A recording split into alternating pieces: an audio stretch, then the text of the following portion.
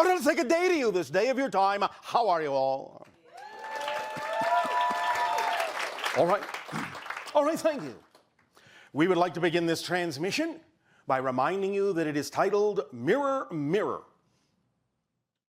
The idea behind this concept is that you have for some time known that certain things that exist in your physical reality, certain things that exist in the cosmos, can sometimes function as permission slips or symbols or reflections of things going on in not only your individual consciousness, but the collective consciousness of your world.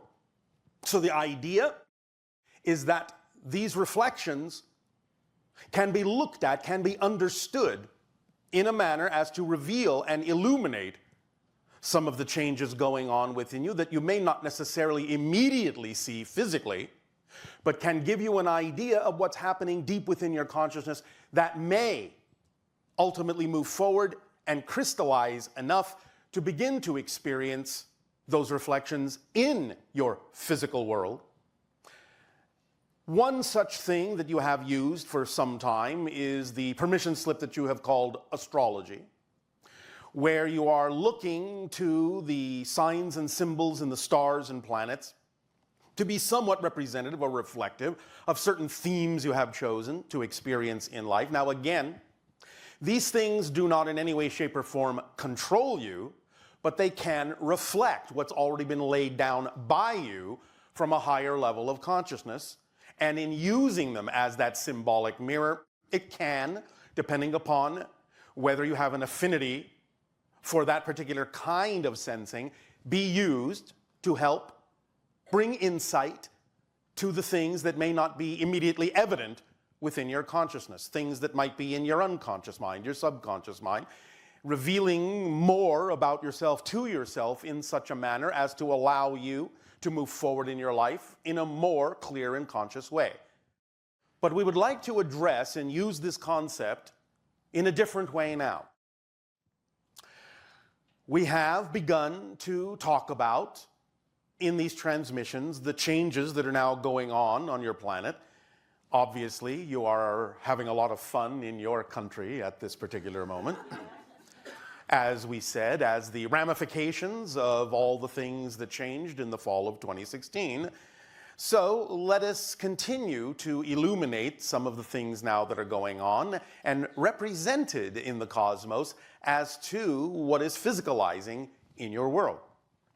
We have discussed from time to time the idea of parallel realities, and that the concept of you experiencing time is actually your consciousness shifting through billions of different versions of Earth, billions of different parallel realities every single second, and by doing so creating this illusion you call time and space and change.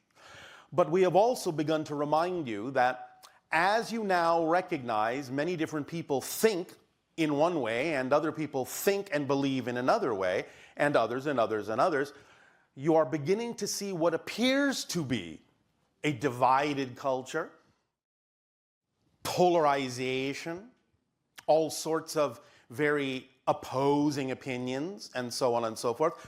But you're seeing far more than that. The idea is that you're actually beginning to see the splitting physically, not metaphorically anymore, the splitting physically into different parallel reality tracks. We have used the analogy before of different train tracks leaving a station. And if you are on one train, you may still be able to look across and see the other train that is leaving the station next to you, but eventually those tracks will diverge. And over time, you will find that it will be more of a challenge to see the other trains on the other tracks or even reach those other trains, and eventually you will no longer see them at all. You'll be in your own reality experience, only experiencing the things that are relevant for the train that you are on.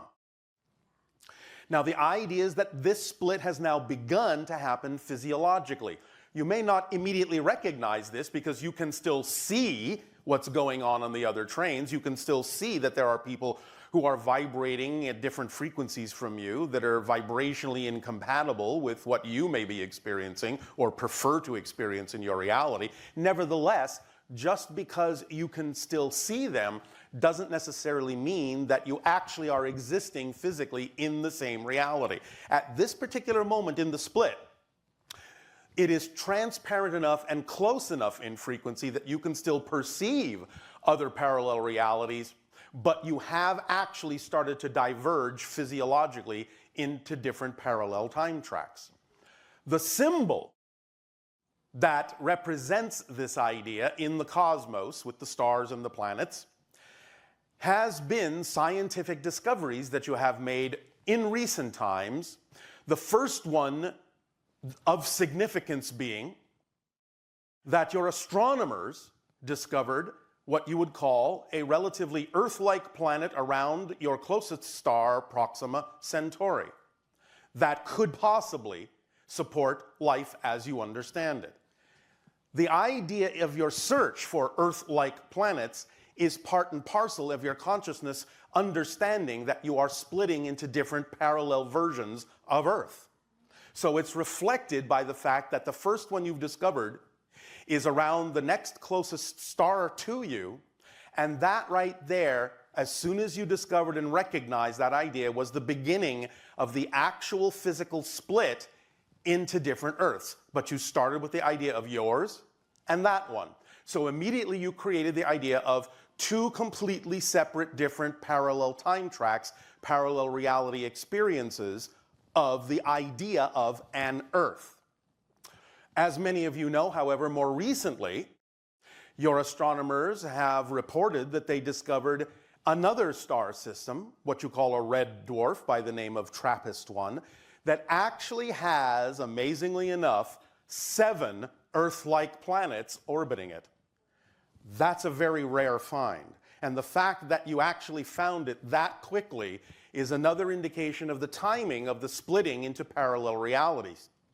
And so you went then from 2 all of a sudden to 9, including the 7, the one around Proxima Centauri, and your own. So now you have a cosmic reflection of the fact that the split into parallel realities is now inclusive of 9 different parallel tracks.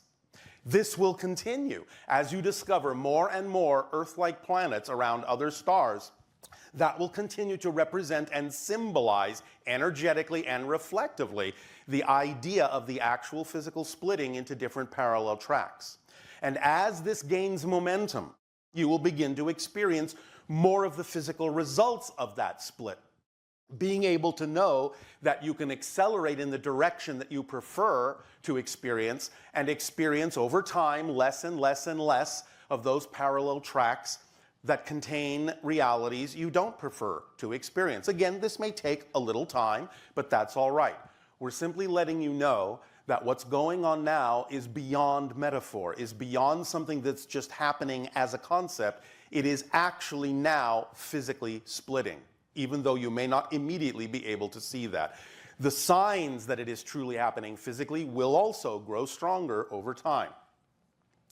Now, remember, again, it doesn't matter so much what's happening in the realities that you can still see and perceive. It really matters most what you do with that, how you respond to that, even if it doesn't appear to be changing outwardly. So the idea that we gave you before about the fact that perhaps prior to the great changes that happened in your fall of 2016, you felt like maybe you were floating down a little peaceful stream.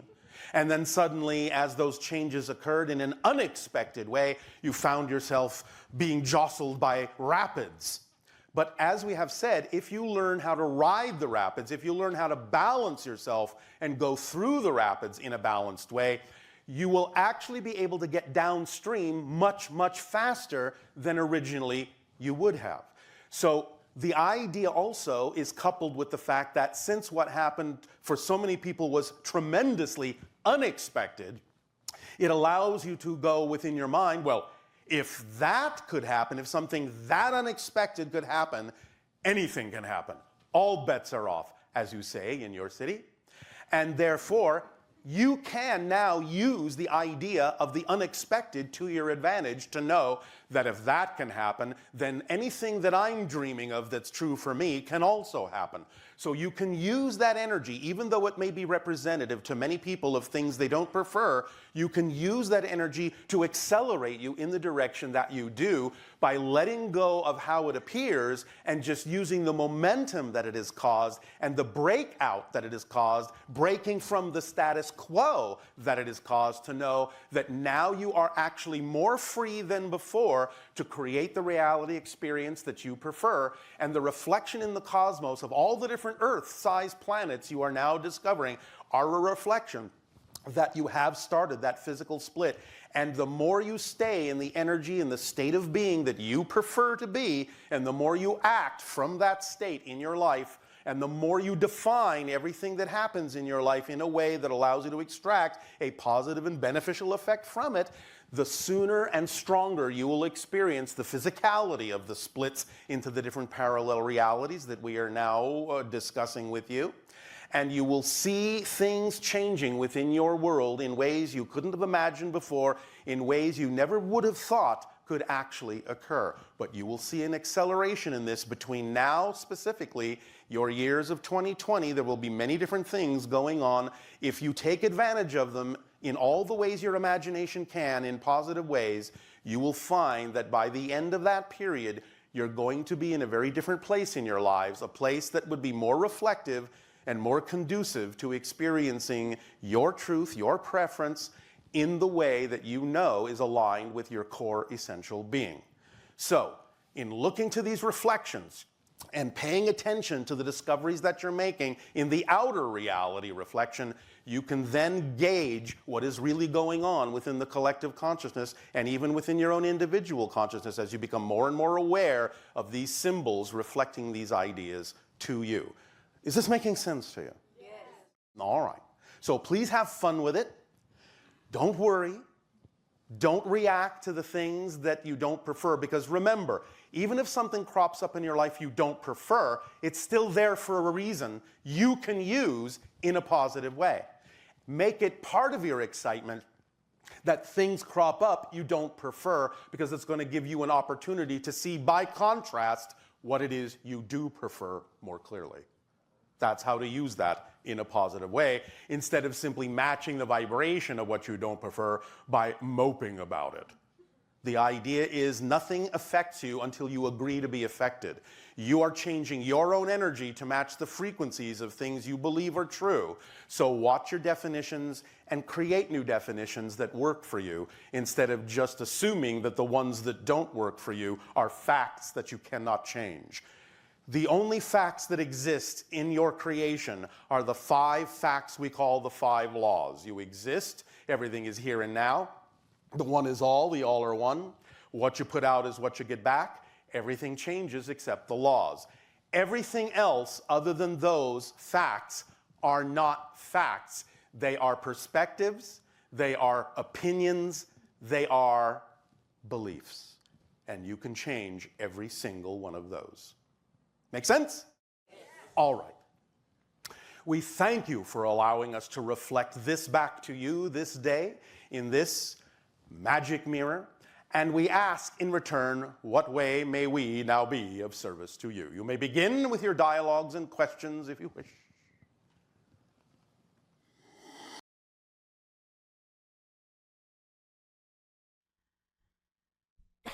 Oh, let us say good day to you this day of your time. How are you all? All right. All right. We thank you for the co-creation of the interaction once again. And we would like to begin this transmission by letting you know that there is no mistake that you're here tonight to talk about mistaken identity. So make no mistake, your mistakes are not really mistakes. We understand what you may mean and the experience that you are referring to when you say, all right, I made a mistake, I made an error, something happened that wasn't exactly the way I expected it to be. And of course, we always say when that happens, congratulations. For you have taken an unexpected turn in a direction that can actually be of great benefit to you. But more specifically, The idea here is to redefine the concept, because we also know that many of you, when you experience what you call a mistake, get very down on yourselves, start to worry that you're doing something wrong, heap judgment negatively upon yourself, think less of yourself, think that you should be doing something differently, think that you should be operating in a better way. And while, of course, again, we understand that there can always be improvement, there can always be change, there can always be refinement, there can always be more and more manifestation of what you prefer. Nevertheless, since sometimes it works best for some people on your planet to experience the darkness, which allows them to see the light more easily, the concept of experiencing a mistake can also be used that way. And we would strongly encourage you to do so, so that you can always reap a benefit from an unexpected outcome, even if that unexpected outcome is something that appears to be something you don't prefer. What we would like to suggest, what we would like to encourage you to do whenever you have the experience that you call a mistake, is not to rush past it, not to simply ignore it, not turn away from it, but to examine it more closely, to open your curiosity as to why something happened the way that it did. By opening up in curiosity and exploring the concept of what you previously termed to be a mistake, you may gain great insight into yourself, into your definitions and beliefs, into your processes. You may shed a light, you may illuminate more of how your personality is structured, and this can give you great advantage, great perspective on how to redefine yourself. Of course, also, as many of you know, the concept of a mistake can also in a positive way be used simply as a refinement process. You know that many great inventors on your planet found that they did not invent the thing they were attempting to invent hundreds, thousands of times before they finally invented it. Those that allowed themselves to remain in the state of being that is exemplified by curiosity and fascination and imagination understood that the benefit of finding ways in which the invention did not work was also a positive thing, because it brought them one step closer to understanding by examining their mistakes. You all know and have heard the phrase, learning from your mistakes. And in that sense, you know it can be a positive endeavor, a positive process. But the idea also is to not just think that it's only for you. Because as you, like any explorer, walk a path that may never have been walked before, and find things that may not necessarily be to your preference, nevertheless, by examining them, by opening your curiosity to them and exploring them, you're not only refining the process for yourself, you are refining the process for others as well. Every time you go down a path where something doesn't work in the way that you expected it to, you are charting a course for others so that they don't necessarily have to walk that path as well. The idea of finding out that something doesn't work the way you thought it would saves other people a lot of time, because now they know it won't necessarily work that way for them as well. And so you are being of benefit to the larger community, to the mass consensus, in being willing to explore things that may not necessarily be the most efficient path for someone else to take. And so you have acted as a pioneer. You have explored uncharted territories. You have gone into what you call terra incognita. Be careful, there be dragons here. And so you have cleared the path, shown the way, and allowed yourself, by attempting to go down different paths and different branches that ended in what you might refer to as a dead end, have shown the path that does lead to more understanding, to more experience, to more awareness. You have refined and made more efficient the journey and the process of others. in discovering these things you call mistakes.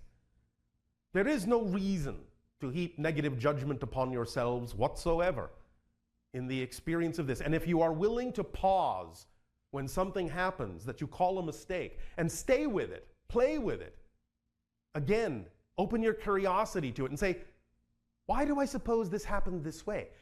What is here that could be revealed to me that I might otherwise not have discovered about myself, about my process, about my thoughts, my behaviors, my feelings, my beliefs?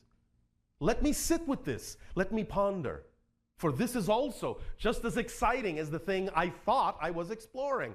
For this is unexpected.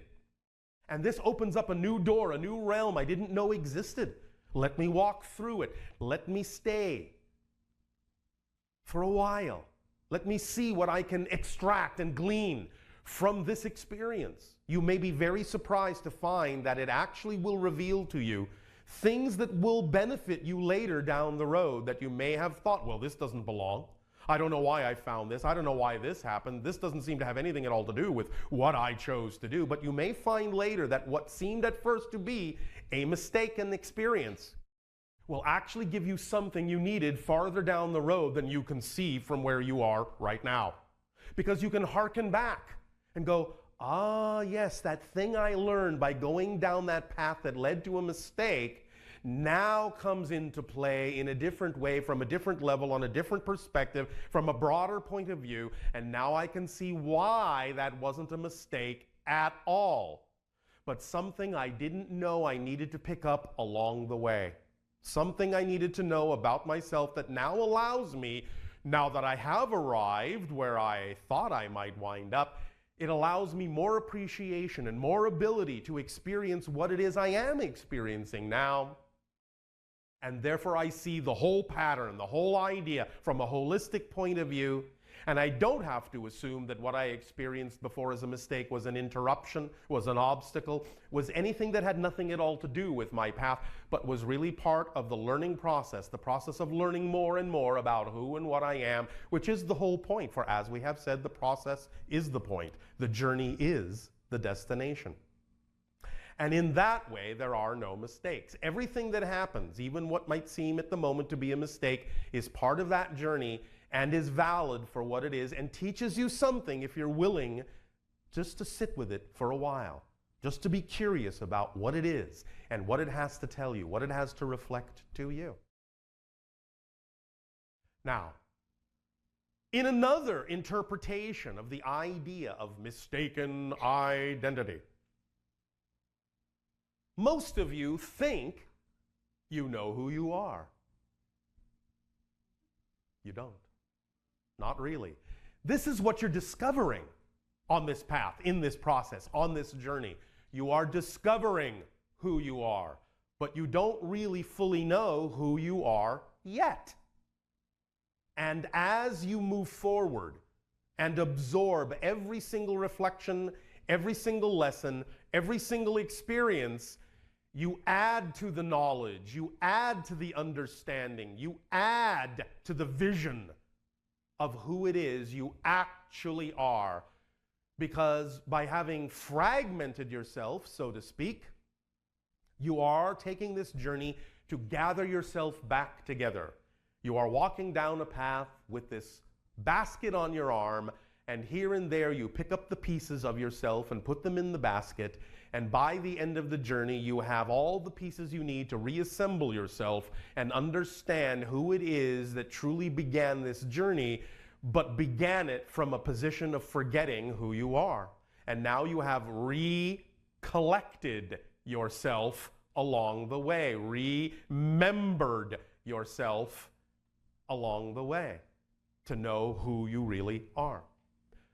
Please recall that while you may from time to time define the idea of channeling as something that you do only in moments, when you are operating at your peak, when you're in alignment with the thing you love to do, when you're operating on that frequency in alignment with your true self, and while that is nonetheless true, I let you in on a little secret now. You're channeling all the time. Why? Because your personality, what you think yourself to be, is artificial. It's a projection. You're channeling the personality you think you are, because it's coming from your higher being, and it's being projected into the concept of a limited physical reality, and as such, the person you think yourself to be is a channeled entity. So you are, in a sense, walking through life as no one in particular, learning who you can express yourself to be, that is perhaps more and more and more and more representative of who you actually are on a bigger level, on a greater level, from a higher point of view. So you're all channels. Every single person on your planet is channeling their personality through from a higher source. Now, when we say it's an artificial construct, we do not in any way, shape, or form mean to demean it, but it is simply that when you think of yourself as this personality as you go through life, that's a mistaken identity. It's not really, totally who you are. It's a reflective piece, it's a symbol, it's a representation of an idea, of a concept, of a theme that the greater you is exploring through this device you call a personality, this channeled projection, this symbol, this reflection, this representation of this theme. You are, as a person, an exploration of a theme from a particular perspective. So you are all being channeled all the time from the higher you, the higher version of you. This will dovetail into the idea that we will explore tomorrow of your time, representing the oversoul point of view. We will connect this idea of your channeled personalities to the idea of how the oversoul experiences itself in this way, and how you can, by connecting a little bit more deeply into the understanding that you are, as a person, simply a channeled entity, how you can use that to accelerate and amplify and magnify your journey in life by learning not only to view yourself from the individuated identity you think yourselves to be, but also from the oversoul point of view and perspective of what it means to be an individual soul, an individual personality. But you are quite ephemeral. You are quite a bunch of shapeshifters. You are always changing, always morphing, as you say, into a different person, moment to moment to moment to moment. Because if your personality, if you as a person was actually truly a solid thing, you wouldn't be able to change. It has to be a smokescreen, an idea, in a sense, truly insubstantial. And thus it gives you the opportunity to express yourself in any number of ways, to create the experience of space and time and continuity and change, and discover yourself from a new point of view over and over and over and over again. If you really were a solid entity, this wouldn't be possible. You are the projection of light upon a movie screen. You are a character in a play. You are an idea, a beautiful idea, but an idea of your greater self. You are a dream that is being dreamed by all that is, and you are also the dreamer, for you are all that is, in all the ways that you can be. But as you now walk through life, do not mistake the idea of your personality as the only thing that is you. For though it may seem to be consistent, it is not. That is your illusion. You are far more malleable and flexible and changeable than you may think. And now is the time for you to open up your identity in such a way so as to not make the mistake that you are more solid than you actually are, that you are unchangeable, and that continuity doesn't have to seem to be as fixed as you have thought it to be in the past, and that your past and future are all here now, and you can exemplify, you can take on the clothing of the different identities that are all still representative of the greater you, the greater identity, of which this identity is a part, but you can begin to think of yourselves in a much bigger way by knowing how ephemeral this identity of your personality truly is. So now as you go through life, open up to the greater identity. Does that make sense to you? All right. Do you allow yourselves, when we tell you that you are channeling your personalities, to start to feel a little bit different about who you think you are? Because the real you is the person behind the curtain. Your body is just a curtain. And it is not your identity. It is a piece of it, but it is not your identity. To believe so would be a mistake. But it has served you. It has brought you to this point where you can pull back the curtain and reveal more of yourself to yourself, and oh, what a shock you will find. How brilliant, how limitless, how beautiful, how amazing, how creative, how imaginative, how powerful is that being behind the curtain who has created the curtain, who has created the illusion, who has created the smokescreen, who has created this identity, who has channeled this personality in order to explore a realm of consciousness within the greater consciousness that you are. For remember, there is no outside. Everything you experience is taking place within the greater consciousness that you are, including this concept you call a body. Your consciousness is not in your body. Your body is in your consciousness. It is a projection of light, an illusion of reflection. Smoke and mirrors is what you are. So, blow yourselves away and see what actually reflects back to you in the mirror of creation. We thank you for allowing us to point this out. There will be more depth on this idea as we progress in our interactions with you to bring more of you to the forefront. But in the meantime, please begin with your sharing, if you wish.